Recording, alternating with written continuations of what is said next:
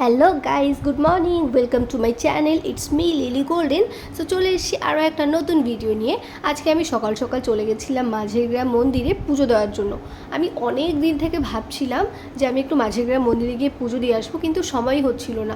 Finally সেই দিনটা আজকে চলেই আসলো। তো আমি চলে এসেছি মন্দিরে পুজো দিতে। শুধু আমি একা না, আমার সাথে রোহন এসেছিলো আর এসেছিলো সুস্মিতা আর রোহন, মানে সুস্মিতা আর আমরা দুজনেই কিন্তু পুজো দিয়েছিলাম। তো আমি বাড়ি থেকে সব কিছুই গুছিয়ে নিয়ে গেছিলাম, শুধু সেখানে গিয়ে একবার ধুয়ে সব কিছু রেডি করে নিলাম ফাইনালভাবে। তো আমরা কিন্তু ওখানে যেদিন পুজো দিতে গেছি সেদিন কিন্তু ওই বিপত্তারিণী পুজোও ছিল। আর মন্দিরে তো এত ভিড়, এমনিই মন্দিরটা জাগ্রত, তারপর অসম্ভব ভিড় ছিল। আমাদের কিন্তু পুজো দিতে প্রায় 4-5 ঘন্টা লেগে গেছে। বাট সিরিয়াসলি ওখানে যাওয়ার পর না, মানে বাড়িতে থাকাকালীন আমাদের মাথার মধ্যে এত টেনশন, এত কিছু, সব কিছু থাকা সত্ত্বেও মানে মনের ভেতর যে একটা অশান্তি, ওখানে গিয়ে কিছু ফিলই করতে পারবে না। মানে সিরিয়াসলি আমি ওখানে গিয়ে ভাবছি যে আমার মনের এই এত কিছু আমি ভাবছিলাম, এখন তো কিছু মাথায় আসছে না কেন। তারপরে অনেকক্ষণ ধরে আমি ভাবছি যে আমার বাড়িতে কিসের সমস্যা, বাড়িতে কোন সমস্যা, কিন্তু আমি কিছু মনেই করতে পারছি না। ওখানে গিয়ে মানে মনটা এতটাই স্থির হয়ে যায়, এতটাই ভালো হয়ে যায়, তুমি অন্য কিছু ভাবতেই পারবে না। পুরো একদম তোমার মন শান্ত হয়ে যাবে ওখানটায় গেলে, সত্যি সত্যি। আর একবার পুজো দিয়ে দেখবা, তোমার মনে যা ইচ্ছে আছে তুমি যদি সত্যি মন থেকে সেটা চেয়ে থাকো না, তোমার সেটা পূরণ হবেই। এতটাই জাগ্রত একটা মন্দির। তো আমি সেখানে যখনই মায়ের কাছে সবসময় কিন্তু বিপদে না পড়লে কিন্তু কেউই মায়ের কাছে যায় না পুজো দিতে। আমি সত্যি বলতে আমি এই জিনিসটা আমার সবসময় যাওয়া হয় না। হ্যাঁ, হয়তো আমি সেলফিশ যে আমি সবসময় যেতে পারি না, কিন্তু আমি যখন যাই মা সত্যি সত্যি আমার সব কথা শোনে।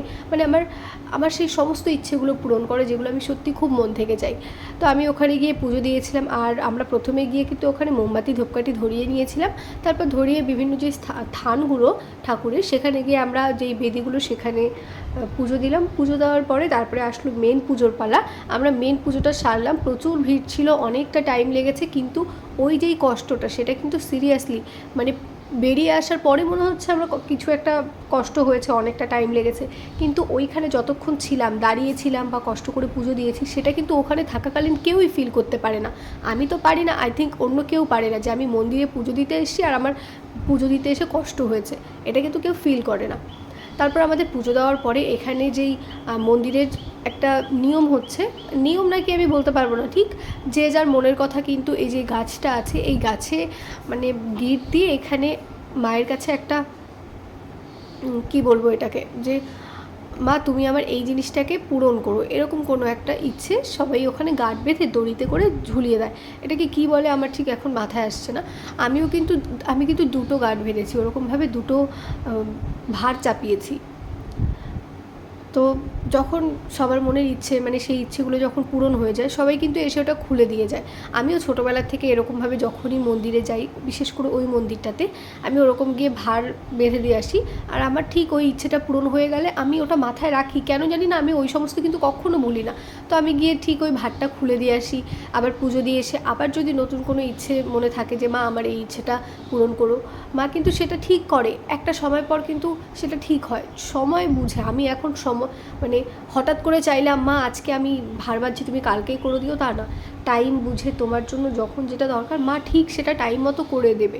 তো এই ভরসাটুকু মায়ের ওপর সবসময় থাকে, যেই আশা নিয়ে যাই মা সেই আশাটাও পূরণ করে, কখনো মা নিরাশা করে না। তো আমরা ফাইনালি পুজো দিয়ে চলে এসেছিলাম স্টেশনে। আর স্টেশনে আমরা আসার পর অনেকক্ষণ ওয়েট করতে হয়েছিল। আজকের ভিডিওটা আমি এখানেই শেষ করছি।